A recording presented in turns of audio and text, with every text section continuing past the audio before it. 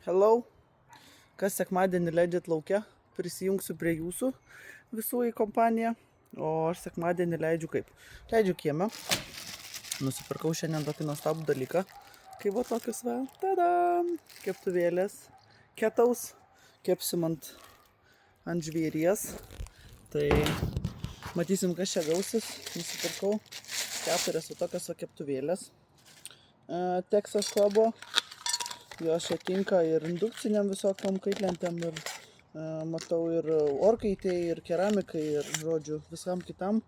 Tai ganėtinai sunkios tokios, čia tokį pisteliui su tokiu va Texas galėtum ir žmogų užmušt, padėti vietą. Tai va, tai žodžiu nusipirkau va 4 tokias keptuvėlės.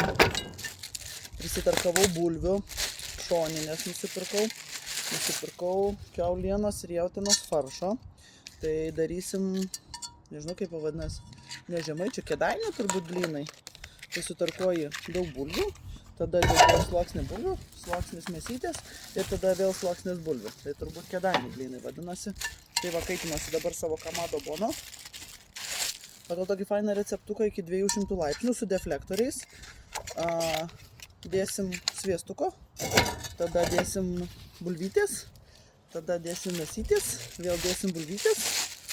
Nu ir tada jau kepsim. Matysim, kas šiandien gaus. Bet kiek suprantu, vakarienė ar gerai gausis ar negerai, vis tiek valgysim skaniai.